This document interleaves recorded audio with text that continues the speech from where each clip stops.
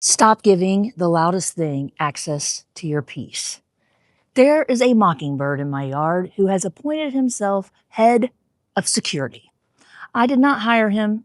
There was no interview process. And yet every morning, there he is, guarding the bird feeders like they are a velvet rope nightclub. And every finch in Hee-Haw is showed up wearing the wrong shoes.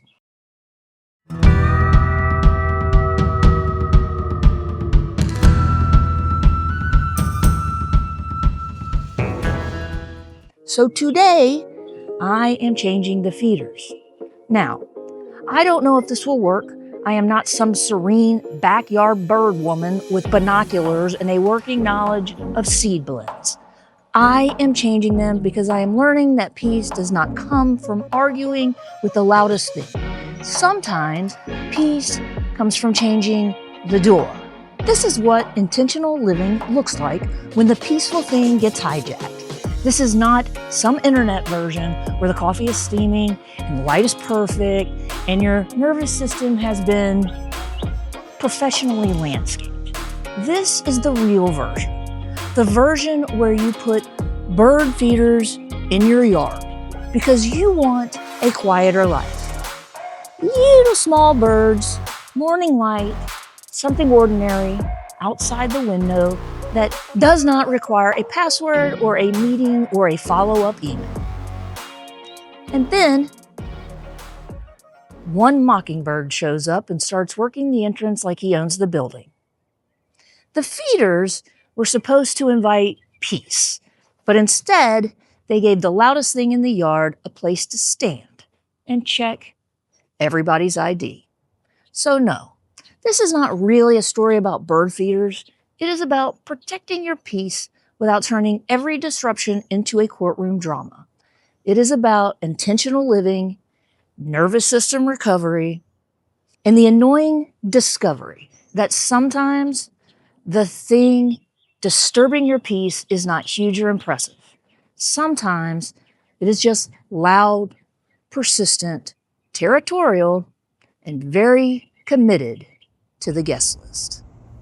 The old feeders worked for a while, which is always how they get you. Most things that eventually become a problem begin by being useful. A job, a habit, a relationship. Bird feeders you bought with the innocent belief that nature would have manners. I put them out because I wanted birds in the yard. Cardinals, chickadees, orioles, finches, those little flashes of life that make a place feel softer without asking anything from you. There is something decent about a small bird.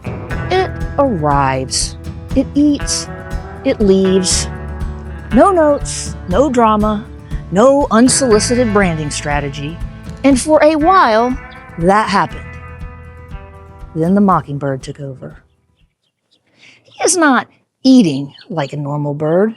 He is managing the room. He sits nearby, watches the feeders, and the second another bird gets close, he appears like a nightclub bouncer who has been waiting all night to say, "Not tonight, buddy. You're not on the guest list." And yes, I know this is a bird feeder. But small things have a way of telling on big things. And this feeder has been extremely rude in that department. That is one of the more irritating truths about trying to live intentionally. The lessons do not always arrive wearing robes and carrying incense. Sometimes they show up in your yard, acting like an asshole with wings. Sometimes the universe does not send a wise elder or a meaningful dream. Sometimes it sends a mockingbird with boundary issues and a full performance schedule. And this is a pattern I am all too familiar with.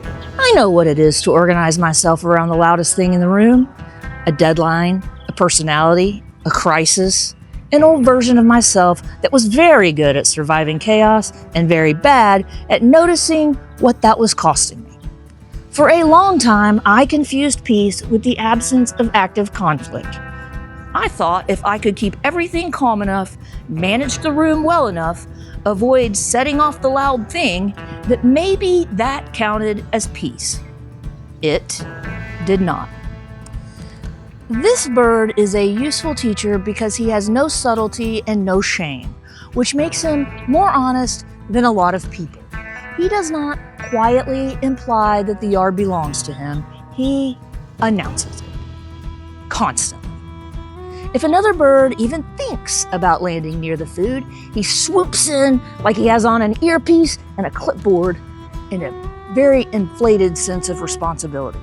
And yes, if you remember, there was a bird screaming through the last video.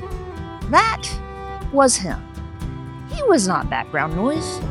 He was auditioning. And at a certain point, when a bird keeps yelling over your quiet life video, you either stop filming or accept that he is now a recurring talent.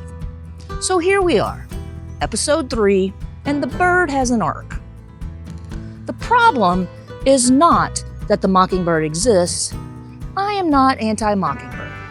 I support his right to exist and sing and pursue happiness, just somewhere further away from my feeders. The problem is that the current setup gives him the best spot in the room. And that is the part I cannot stop thinking about. The old expectation exists. The fear exists. The memory exists. The version of success you do not even want anymore is plainly sitting in the room. Fine. Congratulations to existence. But does it need the best perch? Does it need to be the first in line with a laminated pass? Today, apparently, I am answering that question with bird hardware, because healing is glamorous and the merch basically writes itself. So this is the plan. I'm taking down the old feeders and replacing them with feeders that should be harder for a mockingbird to use. Smaller access, different perches, less everyone pile on in and ruin the vibe, and more of an actual invitation to the smaller birds that were supposed to be able to enjoy this yard. This is not 5 easy ways to stop a territorial mockingbird from ruining your bird feeders. I wish I were that woman. I would subscribe to her immediately. I bet she owns a sun hat that does not make her look like she is fleeing a dust bowl. This is more like I read, I guessed, I bought the thing, and now we are all going to find out together whether this bird respects design. There is something deeply satisfying about taking an old feeder down. Not in a revenge way exactly, more in a tired woman with a screwdriver way, which is a very specific energy and probably underrated in most personal growth literature. Because when you have spent enough time tolerating noise, the moment you stop making a speech and start changing the setup, something in you gets very calm. Nobody is going to drive by and say, "There goes a woman reclaiming her nervous system through feeder selection." Although, frankly, people have said dumber things at networking events I've attended. But most of the changes that actually alter a life do not look impressive from the outside. Moving the phone out of the bedroom does not look impressive. Letting a text sit until morning does not look impressive. Saying less to someone committed to misunderstanding does not look impressive. Changing the feeder is not impressive. But your body knows. I keep thinking about access. It sounds official, like a badge, a key card, some corporate system that locks you out of your own email every 90 days for security reasons that nobody can adequately explain. But most of what gets access to us does not come through a locked door.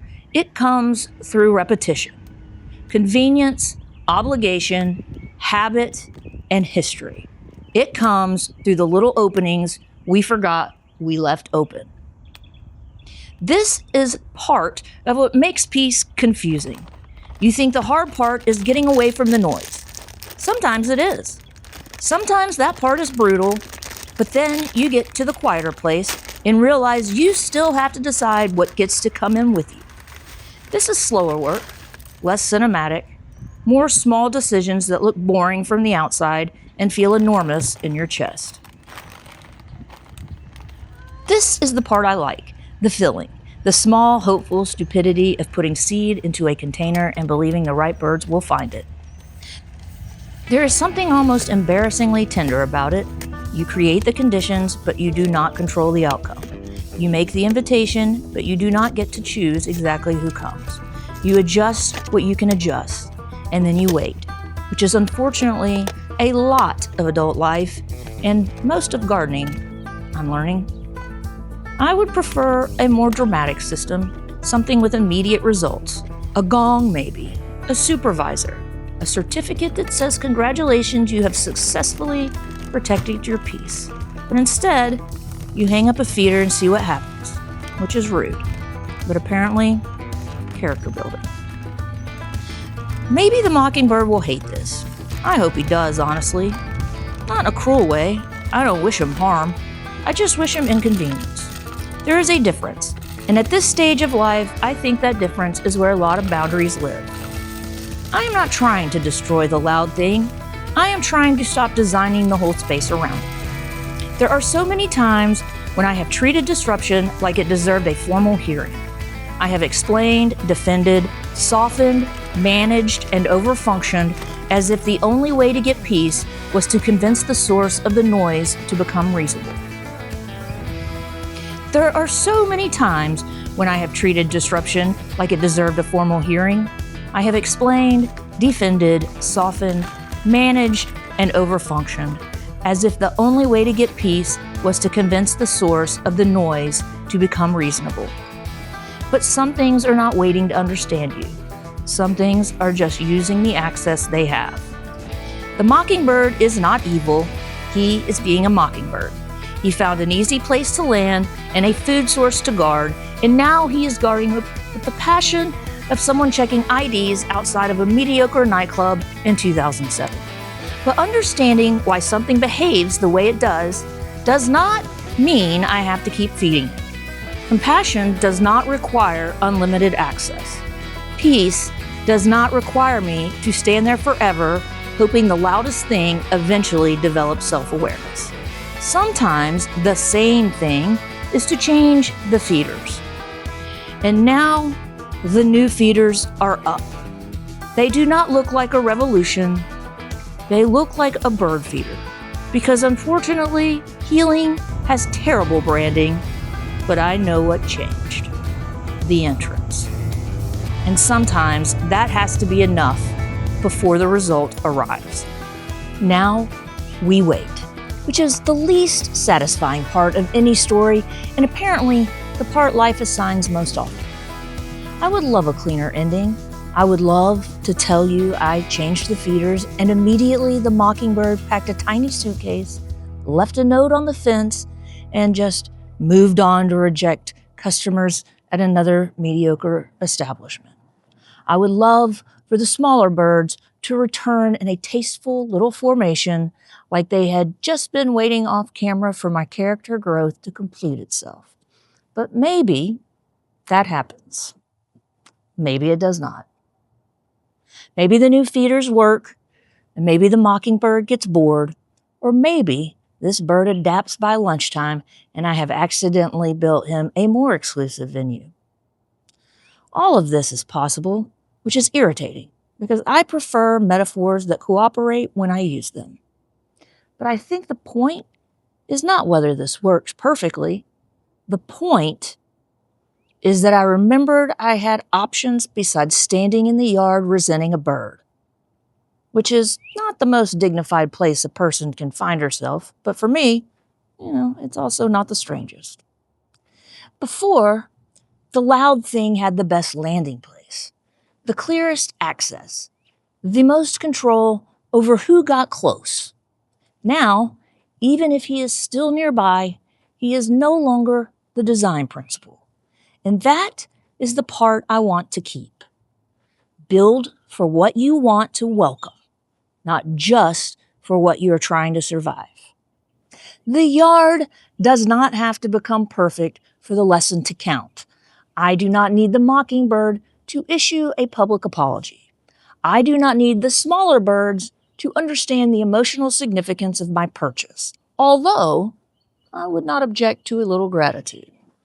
I just need to notice that the setup matters.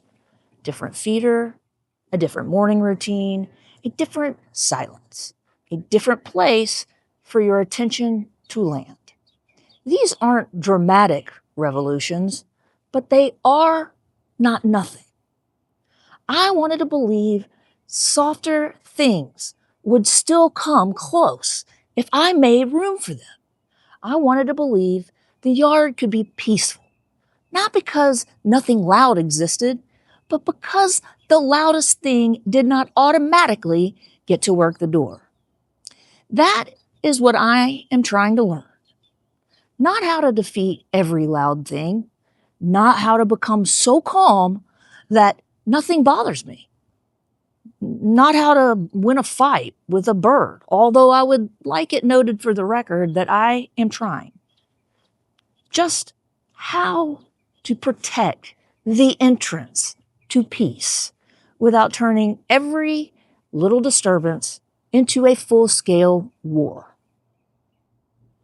So maybe the feeders work, and maybe they do not.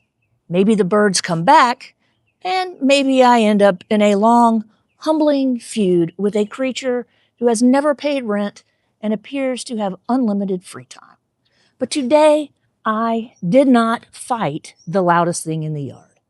I did not stand out here making my case to a bird with no visible interest in personal growth.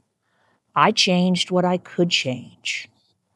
I made it a little harder for the loudest thing to keep working the door. And for now, that feels like enough. This is No Big Plans. I'll see you Friday.